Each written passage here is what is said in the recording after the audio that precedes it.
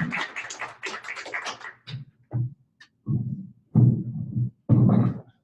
going to make Andy earn his keep by pacing a little bit probably, but I'll try to stay close to the podium. So thank you for the invitation to come speak. Again, my name is Mike McLaughlin. I'm the Executive Vice President of Retirement at Ash Brokerage. As Joe said, I also serve on the National Executive Committee for the Society of Financial Service Professionals. We're really pleased to be able to talk with all the NAIFA organizations about how we can work together and become better organizations together by focusing in on each of our strengths.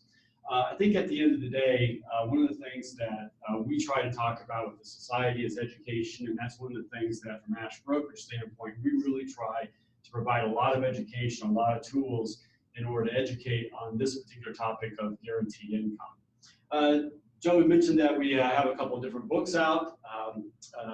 For those of you who I have not met before, I travel over 100,000 miles for Ash Brokerage on Delta. I do not sleep on a plane. I don't care how late that little commuter jet comes into Fort Wayne, Indiana. So I end up doing a lot of writing and things like that, blogging. So you can follow us on the blog, on my LinkedIn. You can also follow us on Twitter at @McGSpeaks. And then we also have a podcast called The Winning Strategies Podcast that we release every other week, typically on sales and marketing ideas as well as guaranteed income. Joe also mentioned I've written a couple books. One of the ones is Winning Strategies from 30,000 Feet. One of my favorite passages on that you can purchase and download from Amazon is on page 87, and it's called Next Possession. And I think it's very appropriate as we take a look at where we are in the industry today. And part of my claim to fame at Indiana was I was a student basketball manager under the legendary coach Bob Knight. Now I know that good to see that nobody actually locked down any chairs because I don't throw any chairs or anything during CE presentations. But one of the things that we tried to do when we were practicing on our way to our national championship in 1987 is scrimmage quite a bit towards the end of the season. One of the memorable practices was Steve Alford took a three-point shot, which he was pretty proficient at, and he missed. But like a lot of three-point shots, that ended up being a long rebound. The opposing team in the scrimmage got the ball, ran the other way for a driving layup, and Steve actually trailed the play. He fouled the person, resulting in a three-point play for the other team. The coach stopped the practice as only Coach Knight can stop the practice. And he said, "What happened just there?" And the fact was that Steve actually had missed a shot. But what he really did is as soon as that shot left his hand, he did not have any control over what he could do with that ball. But he hung his head for just a very split second. And that resulted in him being behind the play, which compounded the error, causing him to foul on that driving layup. And so we're kind of at that same point when we think about the financial services industry. We have the largest shift in the workforce that we've ever seen before. We have people living longer, and we have people that have saved the least amount of money than ever before. And we cannot hang our heads and talk to people and not talk to people about the use of guaranteed income, risk management, in addition to our assets under management. So how many people remember this little guy here?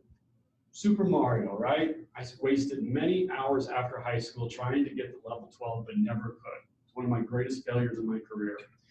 And Super Mario can actually teach us a lot about business. When the Nintendo Corporation rolled Super Mario out, they had three significant problems. First of all, they were bleeding money. Second thing is they had a lot of competition catching themselves. And then also, surprisingly, they had a lot of problem with technology. So what did Super Mario do with that? And I could make an analogy that there's three things there in our industry that I think are very, very prevalent. First of all, I don't care whether you're in an advisory space or in a commission-based space, we are seeing revenue compression. And I say revenue because, again, it doesn't matter whether it's fee or whether it's commission-based, we're going to see continued revenue compression over the next 5 to 10 years, all right? Competition is going to increase. We certainly survived the DOL rule, but we have the SEC best interest. We have many state variations of SEC state best interest coming around the corner. Very much likely that whether you're a fiduciary, whether you're a life license or whatever, that we're going to have some level of equal playing field here very soon. And then technology, no one can argue what we're doing in the fintech industry about how we deliver products and services is changing the way that we interact with clients right now. So what Nintendo Corporation did with Super Mario is they made a couple small modifications. First of all, they were bleeding cash about how to make his mouth move, how to talk, how to show his teeth. So what did they do? Super Mario grew a big bushy mustache so they didn't have to illustrate that, okay? Next thing was that they were spending a lot of time trying to get his hands to move, picking coins out of the clouds, dropping them down the chimneys and the tubes and everything. So the solution, every plumber needs to wear big, bulky gloves. And finally, back in the 1980s, technology isn't what it is today. Today, you can download Super Mario on your smartphone for about $14.95, and you can have Super Mario with crystal clear clarity. But in 1980, two things were happening. First of all, we all had a lot longer hair, and we were trying to get Super Mario to move his hair when we jumped up and down. Part of the problem is the second thing, which is that pixel technology isn't nearly what it is today.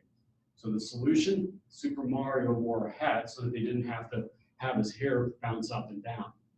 The moral of the story here is that with 3 small modifications, a bushy mustache, big bulky gloves, and a hat, they rolled Super Mario out. And with those 3 small modifications, Super Mario was the #1 revenue generator for the Nintendo Corporation. In fact, today, he is still the #1 revenue generator for the Nintendo Corporation. Throughout the 1980s, he earned as high as a 99% market share in a very competitive Far East Japanese gaming industry. And throughout the 80s and 90s, he was named as the most iconic character in the gaming industry by several gaming magazines. So what I'm going to challenge you over the next 45 minutes or so is to think about your business and to make small modifications. Now, we're not going to ask for you to make wholesale changes and things like that, but I'm going to ask you to think about making small modifications to your business to have that unbelievable success that Nintendo Corporation did by rolling out a couple small modifications with Super Mario. Now, I don't want to insinuate that our challenges in the financial industry are the same thing as playing a video game. I think that we have some significant challenges in our industry. The first is that in the United States, our savings rate continues to be very anemic or even pathetic. If you look at this chart back even further into the 1980s and 1990s, we had as high as a 15 to 16% disposable savings rate with 401ks and retirement savings. Today it rests around 5%. It's been as low as 2% in some months. But the fact of the matter is that has resulted in a very low savings amount for the typical American. For the trailing baby boomer, according to Limerick, trailing baby boomer is defined between the ages of 55 and 65. Their average account balance right now is $130,100. If you look at a Morgan Stanley survey, they say that it may take as much as $700,000 with healthcare costs in order to have a decent retirement. That is a huge retirement gap. And that is not going to change anytime soon. Across all generations, all net worths, we have an average account balance of $17,900 set aside for retirement. Okay, now that includes a lot of younger people. The reality is that the millennial generation isn't really going to help this savings curve anytime soon. They have a hard time finding any job, let alone a good paying job right now, especially in a full employment situation that we have with the US economy. More importantly, they're finding that the cost of housing, the cost of goods and services are something that they can't really afford. And so they're living at home longer, not because they want to, but because they have to. And the other thing that's really affecting this generation is that we have the largest amount of student loan debt in the history of the United States. The average 2018 graduate left with a 4-year degree and an average student loan of $38,000 at a fairly high interest rate. We have over $1.4 trillion of student loan debt outstanding in the United States right now, of which 80% is either in deferral or already in default status. So if you're looking for the next .com or the next financial crisis, you might want to take a look at the student loan situation in the United States right now. It's a really scary situation. For my generation, we chased the green line or we sat on the orange bench and we managed our asset allocation and managed our rate of return. But there's a huge challenge about turning that into income because the new outcome is income. And that's the new reality when it comes to retirement planning. At the end of the day, we're saving less money. And this will put a tremendous pressure on our industry. And we are saving less, living longer, and we're going to have to be the first retirement generation to create more income with less assets for a longer period of time. And that will haunt this retirement planning industry for the next 10 to 20 years as we see the largest shift from the workforce. Now, we all know about Social Security. Social Security is scheduled to blow up between the years 2030 and 2034, but as long as there's one tax dollar coming in, we will still have some level of Social Security. Today, a lot of planning softwares will allow you to adjust that down to about 77% or as low as 70% of the actual benefit. But the real issue isn't the financial crisis, because the financial situation of the trust fund, because there are certain ways to correct that with increased taxes, pushing out Social Security, and some simple things that Congress probably won't get to until the late 2020s. But the real issue is the continued misuse of Social Security by many Americans. More than half of the people in the United States take their Social Security at the earliest part in time. And that's a double-edged sword. First of all, you get a dramatic reduction in the amount of Social Security benefits that you have by taking it at age 62. But you also forgo the 8% increase in benefit between your ages of full retirement and all the way to age 70.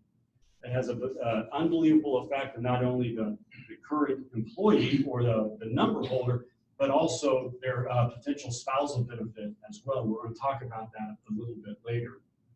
Today, even with all the education that our industry has given, only 2% of men take Social Security at age 70, and only 4% of women take Social Security at age 70. So we have to do a much better job of educating people, because Social Security may be the very, very best inflation hedge and longevity hedge that we have in terms of retirement income planning. We've all seen the shift of defined contribution and defined benefit plans. The loss of guaranteed income is a dramatic effect that we're going to see throughout the next 20 years. We see a ton of defined benefit plans that are completely underfunded. According to the Milliman study of the S&P 500 fund or companies, the funding level of defined benefit plans is only about 88%. In addition, the PBGC premiums, even for a fully funded defined benefit plan, are going to increase by 25% through 2021. If you're underfunded, that will grow to 36%. So the cost of administering that will be huge, which is forcing a lot of these companies like GM and Verizon that have made this move in 2018 to take off the pension plan and to get rid of it. And we'll continue to see that over the next 3 to 5 years as pension plans become more and more expensive to administer. And finally, no one can argue the concerns about longevity. Time magazine had an article a couple years ago that someone on the face of this earth today will live to 142 years old. All right, an infant, a toddler will live to 142 years, and that's just incredible. The reality is that since 1900, the U.S. Census Bureau reports that our life expectancies have been increasing by 2.5 years for every decade that we live. According to thinkadvisor.com, we had 31 people in America for every 100,000 in 1900 living at age 100. That jumped to 1,500 in 2000, and just 10 short years later, that jumped over 25% to over 1,950 people, a 25% increase in the number of people living at age 100. That doesn't always translate to quality of life. So I'd like for you to meet my parents, Ken and Marcella McLaughlin.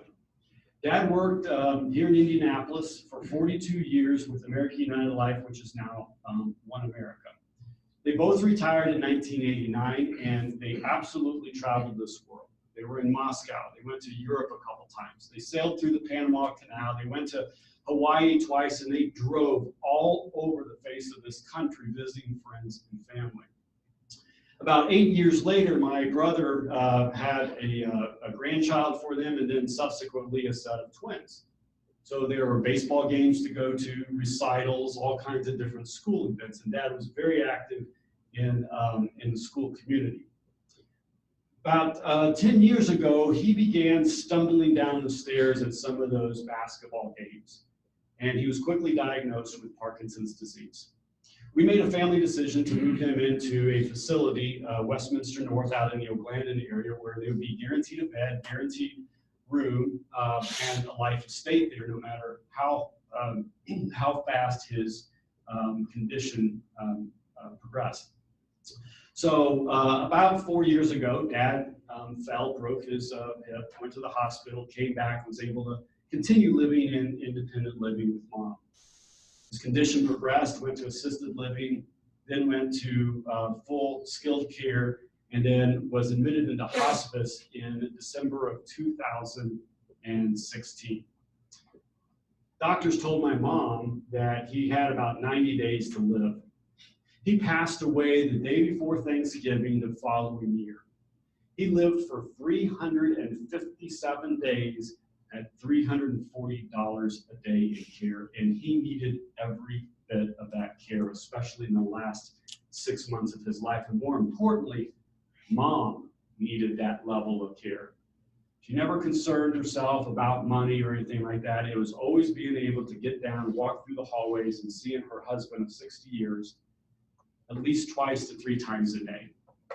If you are not taking care of longevity in your financial plans, I would argue that you are not meeting your entire fiduciary risk, because that will be one of the largest costs of retirement growing in the U.S. right now, and will continue to grow and will devastate a retirement income if you don't have the proper guaranteed income. We all know Professor Sharpe, the Sharpe ratio. We probably talk about that all the time if we're asset managers. He was quoted in a CFA Institute in 2014 about what he was turning his attention to, and it was retirement planning. He said, "I'm focusing my attention on this issue, and it's a really hard problem, the hardest problem I've ever considered, because it's multidimensional. You have 2 people in a household, the kids, the charities, and so on. You have huge uncertainties in terms of medical issues and longevity, and you have many future years to consider. Fortunately, there is a burgeoning literature in this area." Folks, I would argue that if Professor Emeritus thinks this is a really hard problem, it is a really hard problem. It is going to be the most complex problem that your clients come to you and ask you to solve. Now, we talked a lot about the problem leading up here, but now, really, what are some of the issues? And I think one of the big things that is really not used enough, I shouldn't say that it's not misused, it's just not used enough, is that of qualified longevity annuity contracts.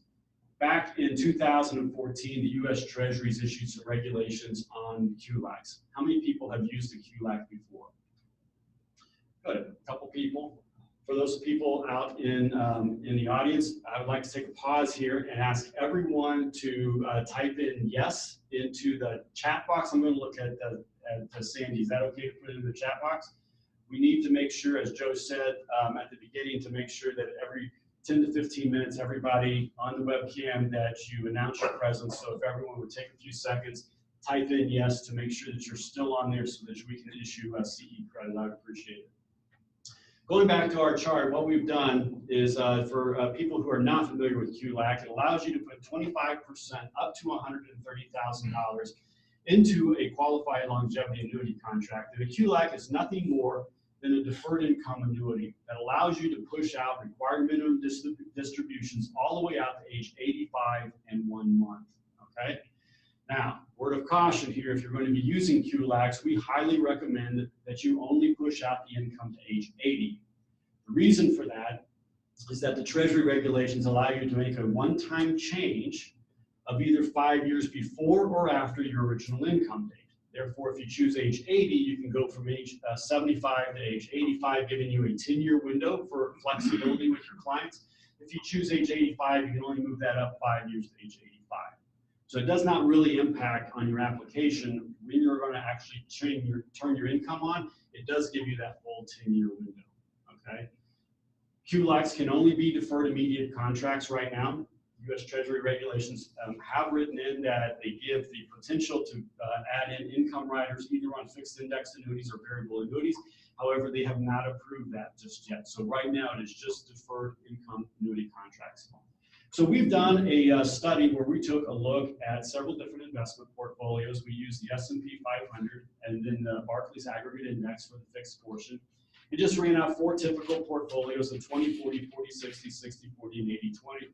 On the top line here, we place money at age 55, 60, 65, and 70, and we put in 520,000 so that we can maximize the 25% or $130,000 for illustrative purposes, okay?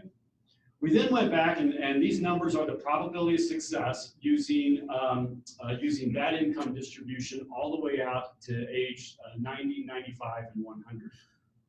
Then we went back and we kept the same asset allocation on any of the remaining allocations, and we purchased a QLAC at age 55, 60, 65, and 70, and we turned that on at age 80 on a projected basis. Those numbers are the probability of success. In this particular line here, where you have a green box is where we improve the probability of success. So in this study, in 48 different cells, by placing a QLAC, a fixed deferred income annuity, into an investment portfolio, we improve the probability of success in every possible solution. In fact, when you take a look at some of the younger ages and the more conservative portfolios, we're making 20, 15, 30% differences in terms of the probability of success. We took a look, this is using the Horizon survey of investment advisors 2018 projections. It's typically about a 6.05 equity portion with a 15% standard deviation, a bond yield of about 3.8 with a 5.9% standard deviation, so very realistic numbers. We did this exact same study and we looked backwards in past performance. We made improvement in success in every one except for these two here at ages 55 and disbursement going to age 90 and 95, which would make sense because of the unbelievable returns that we've seen in the S&P 500. Give us probably a false sense of safety net for those younger ages and things like that. So if there is one thing that you're looking for to take away from this meeting and say, boy, I can use that today to talk with all of my clients, I would go out and I would talk about QLAC. Same thing holds true if you're talking about guaranteed income from other sources, whether you use income riders from variable annuities or fixed index annuities. We just did a study that I did not have time to put into this presentation, but we put an income rider, or we put an FIA in at age 55, 60, 65. We turned the income on in 10 years to let that income rider percolate. We improved the probability of success using a 20% allocation across every possible sequence of events. Each one of these cells represents about 5,000 sequences of Monte Carlo analysis. So we feel really good about being able to go to the market and showing the value of guaranteed income in the portfolio. Traditionally, what we find is that as little as 15% of guaranteed income, or probably no more than 25%, really is kind of the sweet spot for guaranteed income. And let me redefine guaranteed income. Guaranteed income is Social Security, it's pension income, it's also commercially purchased annuities, all right? So we're not suggesting that 25% of your portfolio will be purchased with an annuity. We're saying 25% of your entire portfolio should be generated by guaranteed income in some shape or form, whether it's Social Security, maximization, whether it's a commercially purchased annuity, or making sure that you maximize the client's pension, all right? So we did that on FIA chassis, we've done it on deferred income annuity, very similar results. Again, one of the problems that I think about QLAC is that too many times we think about that as a tax play of pushing out RMDs. The real issue that we proved here is longevity. I would make an argument that if you're pushing out RMDs to age 85, the payouts on these products are so high that within 4.5 years, you would actually pay more tax in those 4.5 years than you would if you had started your RMDs at age 70. So think about QLACs not just as an RMD play at age 70, but think about it as for your younger clients between the ages of 55 and 60 and getting in position for guaranteed income and the proper placement of guaranteed income, okay? The other thing I'd like to talk about is that of non-correlated asset. This is a story that's been around for ages, but I think that in today's time, we get kind of sucked into talking about assets under management, things like that. This is a very good tool, especially in today's volatile marketplace. What I like to do is sit down with a client and just kind of remind them about sequence of return risk. And so we have 20 years of the S&P 500 here. If you average these numbers up and divide by 20, you would come up with a number of 11.84%, excuse me, 11.64%. The actual compounded annual growth rate, when you look at the actual returns, is only 9.84%. This is really important to impress with your clients. But many times in the fintech industry, they can go to Betterment, they can go to wherever, they can do a lot of different things on online tools right now, but if your client assumes an average rate of return that is 200 basis points higher than the actual rates of return, I don't care how good that software is, you are going to blow up that financial plan with that assumption, All right. So that is one thing when you talk about the value of your expertise that you have to make sure that the client understands. Now, let's say that we rank these worst to first. Worst returns happen first, or best returns happen last. How many people of your clients would probably say, boy, that's going to be a better return?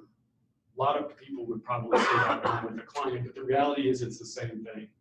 When we flip those around and go best to worst, it's actual compound annual growth rate again of 9.85. The moral here is there's a lot of noise about sequencing of returns, but when you're in a buy and hold situation, sequencing of return does not matter. But that is not the case when you're in the accumulation accounts or when you're in the decumulation account, and so you need to make a distinction with many of your clients. Here we have a typical 401k here where we're putting in about $10,000 in just the S&P 500. Green line is best case scenario. Blue line is actual performance. Red line is worst case scenario. Each of those gold iterations is a sequence of returns over the last 20 years. What you're seeing here is the phenomena that we all know of dollar cost averaging. You're buying low, keeping accumulation and getting that explosion of value. And that's why the majority of those returns are actually above the actual performance. Now, what happens when we flip the switch and we're no longer making money and we're beginning to decumulate, that is exactly the opposite. Same scenario, we've got a $2 million portfolio taking out a withdrawal. Green line is best possible returns. Blue line is actual performance.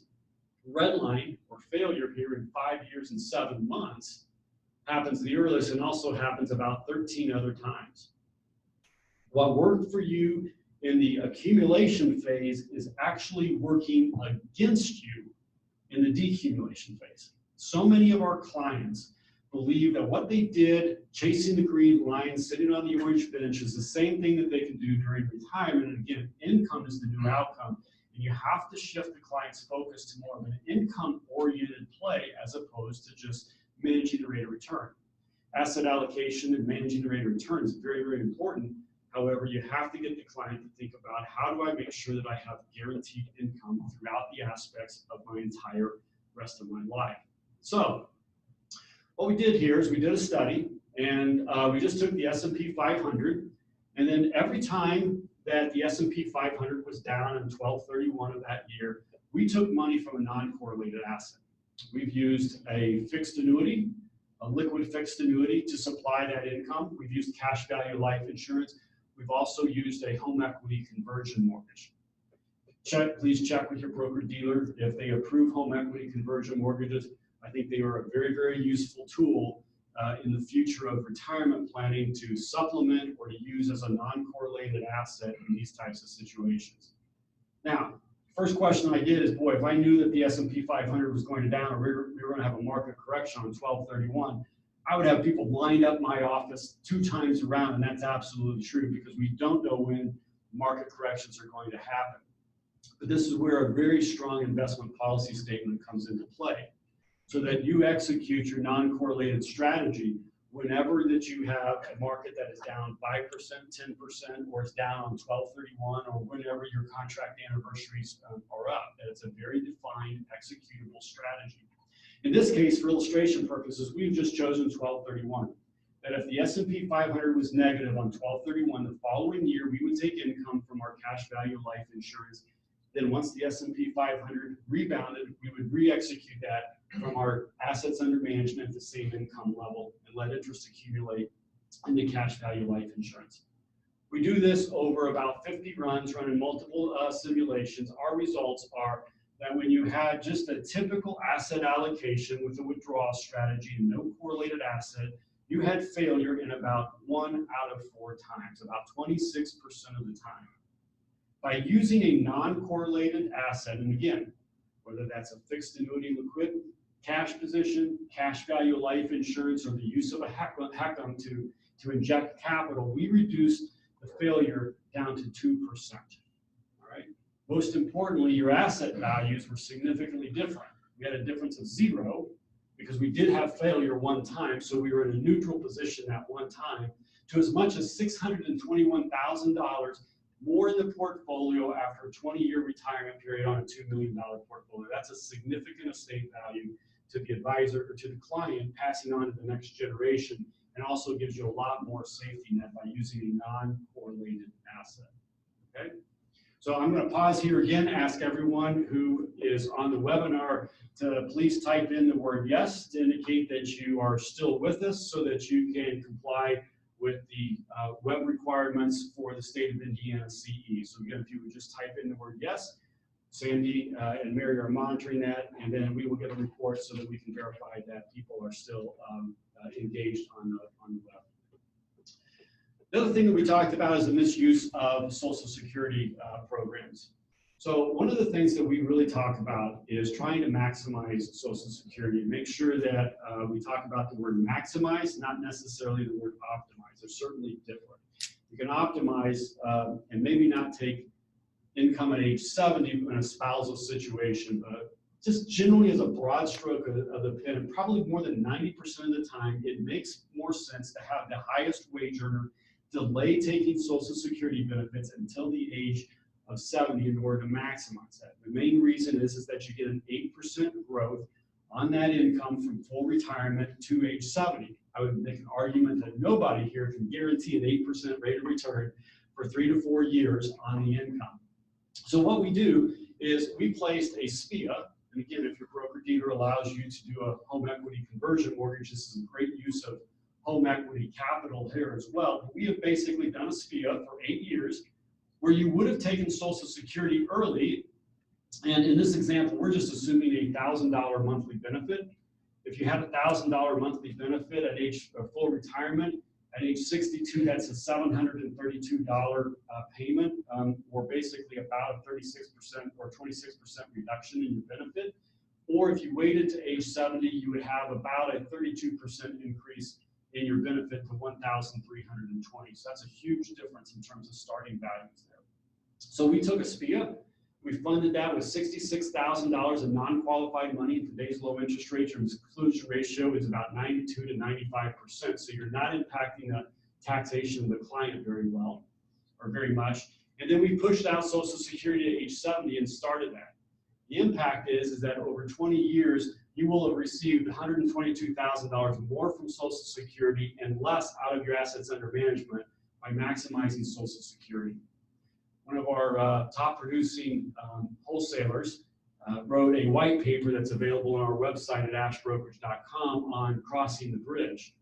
What we find is that, I know that these numbers are really hard, but the internal rate of return of a SPIA right now with today's low interest rate is about 1.8%.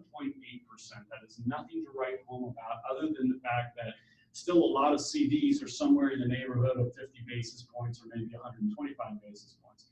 So it's still a good deal when compared to bank CDs.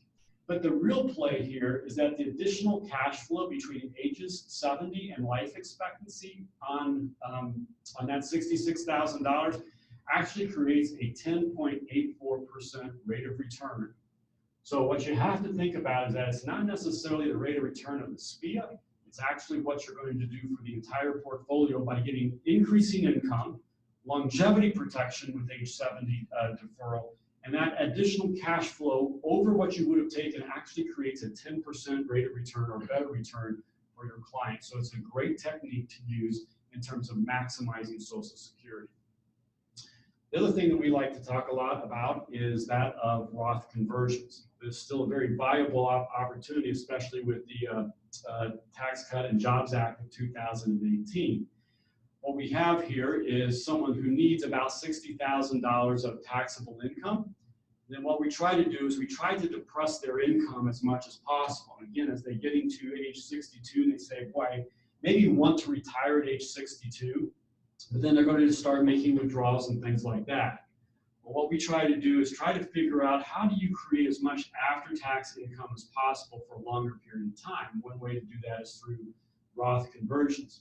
So again, where we would typically fund the difference on the left-hand side is through some type of exclusion ratio or a last-in, first-out option. There are income riders out there that actually allow you to do exclusion ratios and not necessarily just income first. There's also some tax benefits to that option when you pass it on to the next generation. And then over that 5-year time before you get to age 70, what we're trying to do is to convert as much 401k qualified monies up to a tax bracket. I think with the Tax Cut and Jobs Act, you're running about $78,000 to get into the 22% tax bracket.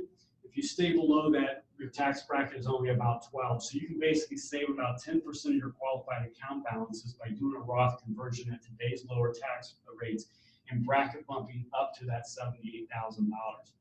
Any money that stays into that Roth for 5 years now is returned to the client tax-free. Beneficiaries receive it tax-free as well and probate-free as well. So it's a great technique. The only warning that I would really have you guys pay attention to is that the Tax Cut and Jobs Act took away the recharacterization function of Roth conversions. So if you convert more than that $78,000, you cannot go backwards, and you've kind of hurt on those dollars above the $78,000. So you can't recharacterize, and that's one problem with the Tax Cut and Jobs Act that you need to be aware of. So, so just again, what I always tell people is convert a lot into up through December. Wait until any bonuses are paid for your employee, and make sure you're under that. Then make one final swoop to maximize that bracket bump is the best way to do it. Let's start putting all of this together here in the last 15 minutes. And how do all these things come into play? So we've developed a proprietary tool called Journey Guide. You can certainly play around with it. The website is just journeyguideplanning.com. It's journeyguideplanning.com. You can actually request a demo. One of our financial analysts from Ash Brokerage Journey Guide team will walk you through the details of it, or you can just actually get a full 14-day free trial with Journey Guide. But it is a retirement income planning tool. We have worked with the University of Illinois, UCLA, also the University of Connecticut to develop this. Also, the architect of this comes from Goldman Sachs and owns a couple patents from Tactical Asset Allocation. So we feel like we've got a really good agnostic tool. First couple pages here in terms of case details to put all this together. We have a gentleman born in 1957. He's going to retire at age 67. He is single here in the state of Indiana. His annual spending goal is $70,000. Again, that's a spending goal. And then we actually put in an inflation-based typical curve in there, which starts out at a 2% inflation and then increases by 3 basis points every year to actually keep pace with inflation. We also accelerate some of the costs later in life to represent long-term care costs and advanced healthcare costs. We want to have a success ratio of 95% at age 95. This person is invested in just a typical moderate and growth and moderate income of 60-40 asset allocation with his 401k of about 60,000 or 600,000. He is the millionaire next door with the same asset allocation with about $400,000, your typical middle America. This is something that I argue to a lot of financial planners that so many times we're chasing $5–10 million assets under management. Probably can actually create more revenue by serving the underserved market of this $1 million next door guy because they are not getting served properly in today's income. Sam is expecting, he's maxed out Social Security, so he's going to get about $30,000 of Social Security. Software does allow you to add some expenses of long-term care and other income, rental, and things like that. In this scenario, he has an 84% probability of success of hitting his $70,000 of retirement income. In order to hit 95%, he actually can only take about $64,000. Now, he may be able to survive that. He may be able to say, you know what, I can adjust my standard of living and I'm perfectly fine. But as financial planners, we want to make sure that we're meeting expectations and meeting goals. So the first thing that we do here, this tool is interactive. You can move that needle to age 70 and try to maximize that. That movement alone, by taking non-qualified assets for those 3 years, we basically have generated $149,000 more in income from Social Security with just that one move, and they would be able to increase their retirement income from 64 to 67 with no other changes in the planning process, just by maximizing Social Security. Okay? Now, what we then went back, and by the way, you know, they want to be more conservative in their asset mix in retirement, so it's moved to 50-50 because this is an actual case study. We put in $130,000 QLAC beginning at age 80, and then what we did here is we figured out that we've increased their income by 11% are more than $291,000, and we're at $71,000. So we've met their expectancy, we've met the 95% probability, but here's what happens though. This income versus risk graph tells us across unfavorable market conditions and favorable market conditions, where we started out as the blue line, and then we made our recommendations. And you can see there's a crossover point at about the 18th percentile. In the best market conditions, we would have actually hurt the consumer by placing that annuity in there because the probability of success is actually less than not having the annuity. So the client went back and actually became a little bit more aggressive in their asset allocation than what they had in the accumulation. They felt extremely comfortable with that because they had more guaranteed income. And that change of asset allocation combined with Social Security and the QLAC now creates $280,000 of more income over their life expectancy, a 10% increase, but which is a little bit less than what we were previously, but look what we've done here. Across every possible sequencing of return and every possible market condition, we have raised the probability of success.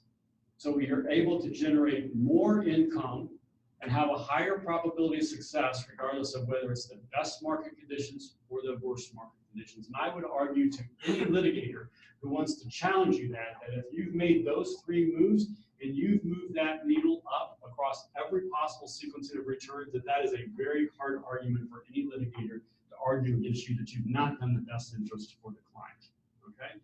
And we did that with just three simple moves. Maximize Social Security, add guaranteed into the portfolio to a moderate amount, only about 13% of a commercially purchased annuity, and we've changed to manage the asset allocation that we should be doing based on risk tolerance and overall income. Now, finally, I would like to say, I would be remiss if I did not talk further about longevity here again. You might do one more and use a different word than yes. Do one more login. Oh, okay. So I'm being asked to do one more test to make sure everybody's on the web. If you would type in the word here, H-E-R-E, almost forgot how to spell here. If you guys would type in here to let everyone know that you are still present on the webinar, that would be terrific. So longevity, again, is probably the multiplier, the great multiplier of all the different retirement risks because of living too long and things like that. This is an actual case study, again, coming from our Journey Guide team, but these particular, this couple came in about 2 years ago. They had, again, typical millionaire next door. They asked our advisor, do I have enough assets and do I have enough income in order to have a comfortable retirement by their definitions? And what we found is that they actually did, even with some increased cost of living and things like that, with no long-term care insurance, they had a 99% probability of success.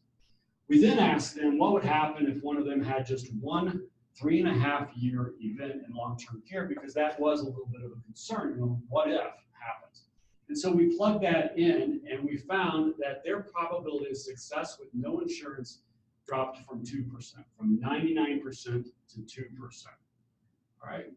We went back and we inserted a traditional long-term care plan. Even with the cost of premium and potential increases with inflation on the premium, they still have a 95% probability of success with that expense. But the significant difference here is with long-term care in that same event, the surviving spouse still has an 82% chance of having $1 in the portfolio at age 95.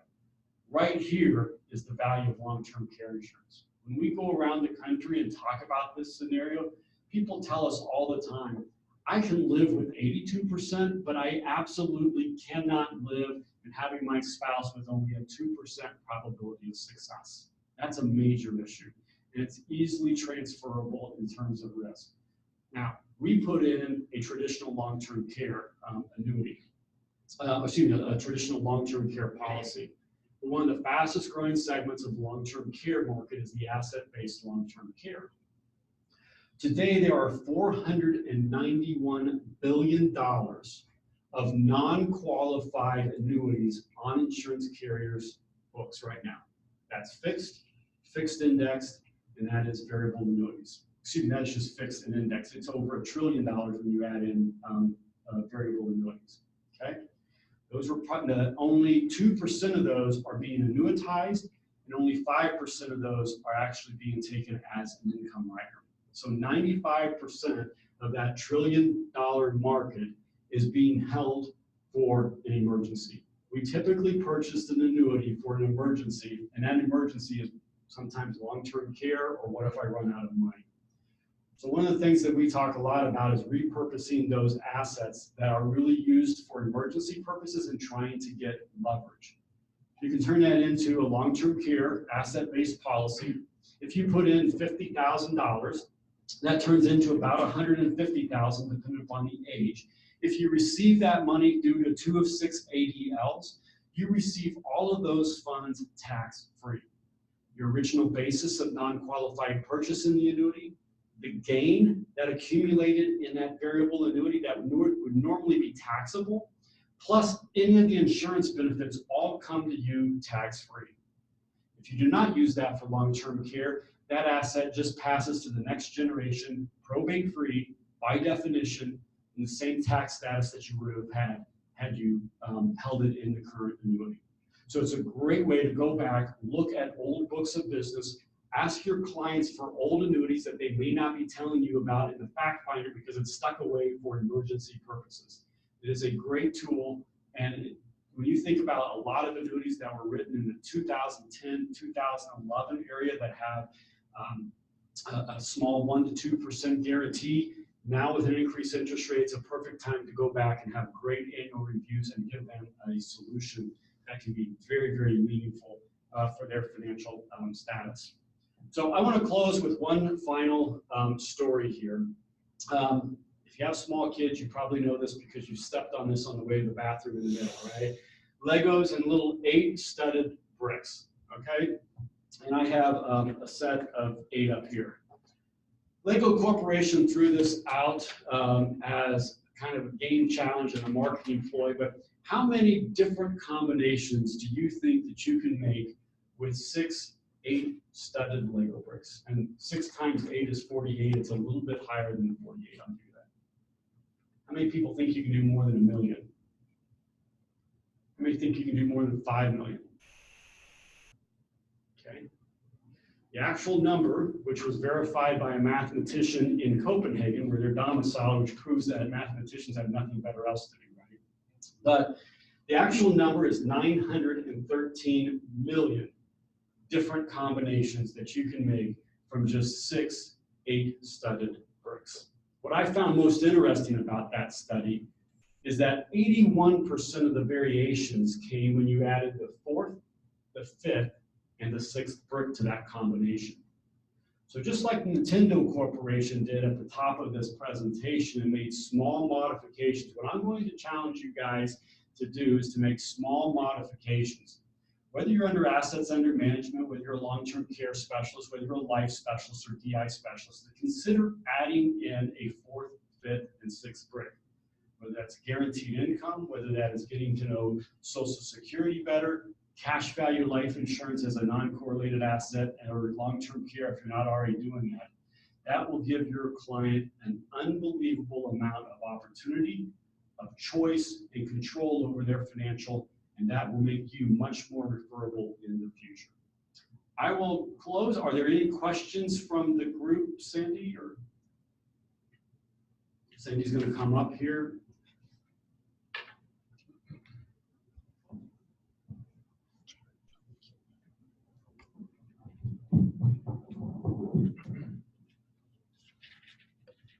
Very good. Well, everyone here, I appreciate your attention. For everybody on the webcam, thank you for being patient with us on the new one, and we look forward to seeing you soon.